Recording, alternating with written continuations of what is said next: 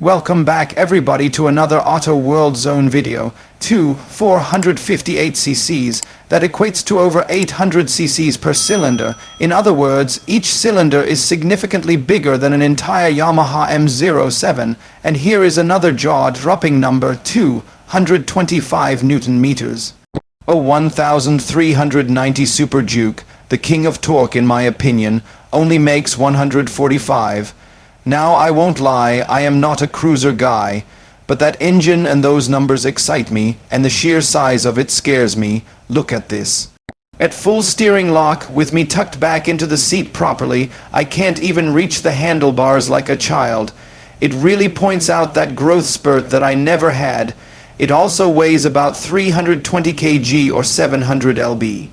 Once all the fluids are topped up, the front tire is almost as wide as the average bike's rear tire. I'm honestly not sure what to expect, but I know that I will sleep better at night knowing that I've ridden a 21/2L motorcycle in my lifetime. Music so, I get to live with it for the next 5 days to uncover all of its quirks and features and ultimately decide if it's just excessive or very impressive. Oh, and then see where it lands on the scoreboard. As always, any riding footage you see in this video is filmed on an Insta360 camera. Get a free gift with your camera order by using my links down below. The rocket name has been prowling the streets since 2004, but back then it was a mere 3L.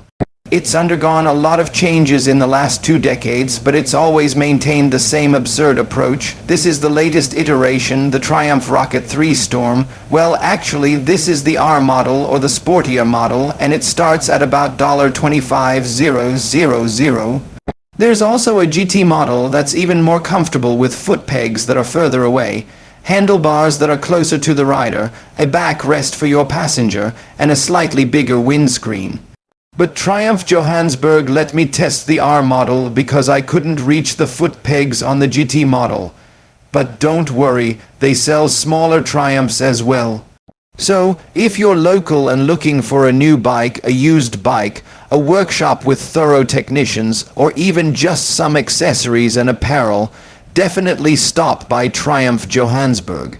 Okay, let's ride the biggest bike I've ever ridden, both weight, wise displacement, wise, and I guess torque counts too. Oh, I guess we should find if it's in first. Music okay, that felt like it wanted to wheelie, but it is the entire wrong geometry and the wheelbase is just too long. Okay, here comes a corner. Let's see if we can make it through it. Down to first, trail breaks into it. Oh my god, he flicks it right and the whole bike gets unsettled. Left was a bit safer and bring it to a stop for a sharp U-turn.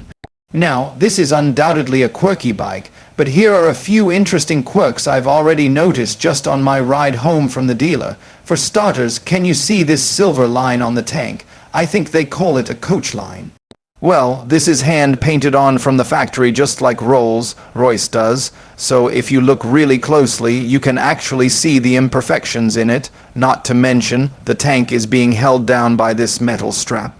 I suspect there is more holding it down than just that. Well, at least I hope so, because otherwise we're putting way too much trust in this strap. The passenger foot pegs are also really interesting, but you probably don't know what I'm even talking about because you can't see them. And that's the point, they unfold from here in a sort of 2-stage unfolding process. It's going to take my wife a while to even find them. The dash is pretty cool because it tilts up and down. I'm honestly not sure if it's supposed to or if something is just loose because it vibrates back down while you ride, but it would be a cool idea. It also redlines at just 7,000 RPM. Some cars rev higher than that. They really are giant slow revving pistons to create all that torque. Plus, the gear indicator has little gears behind it that move every time you shift. And if you look very closely, you can see that the front wheel is actually offset about ½ an inch to the right of the bike. It's not perfectly centered, it's offset within the forks, but this means that if you take your hands off the handlebars, it veers to the left. It's also easier to turn to the left than it is to the right. But don't worry, the frame is not bent, it's offset on purpose. I'll get to why in a minute, but let's be honest, you either buy this bike for the stats, aka the engine, or for its appearance, and there has been a lot of effort put into its appearance and all the small details. Those twin round headlights are synonymous with the rocket, and I love the modern LED within them and the Triumph logos. I also love the deep front tire with its 80 mm profile, even if I don't understand why it's like that. The three-piece front mudguard is worth pointing out, as are the beautiful intake grills built into the frame and the 12V socket in the cockpit.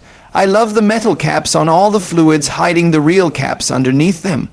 Everything is beefy like these bolts. I'm pretty sure you could even do pull-ups on this number plate bracket without it breaking. I also love this short tail. Well, actually, the tail probably isn't that short. It's just an insanely long wheelbase. The single-sided swing arm also adds to the look of the bike, and then this lug nut design finishes it off. Even the foot pegs have a Triumph logo.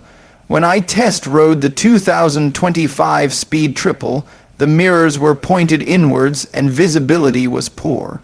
Then someone told me they're supposed to point outward. It widens the bike, but visibility becomes 10 times better. But the most beautiful aspect about this bike is this giant engine.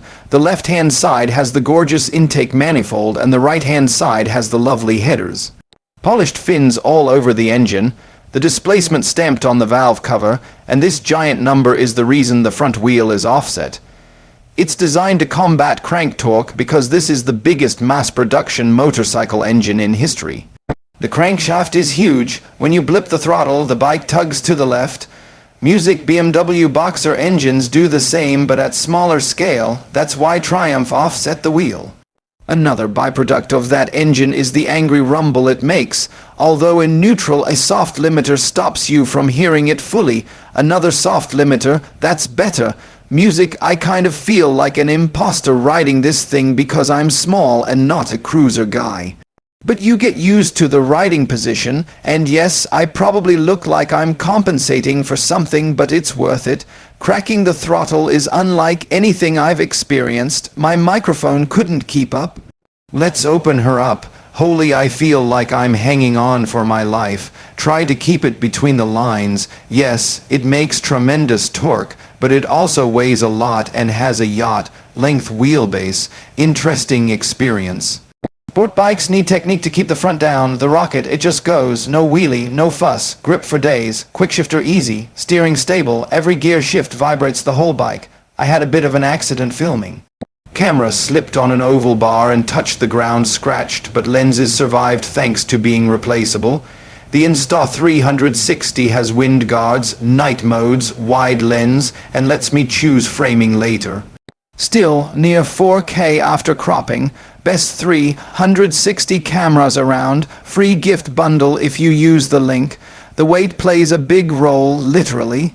Despite me being 5'7", it's manageable thanks to low seat and low center of gravity, but pushing it around is a workout.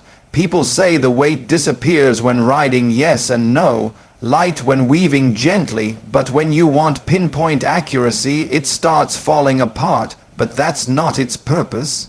It wants to cruise. Breaking all this weight is tough, but the Brembos surprised me. You need a strong pull, but they work. The rear brake is wild, a 4. Piston Brembo, originally a front caliper on old Tigers. Suspension has its hands full, but does a good job. Adjustable shock, adjustable forks. Comfortable enough, very Triumph-like.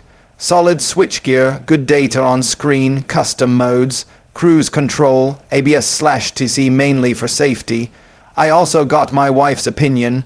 She didn't notice the torque too smooth, meaning more interest from men than women.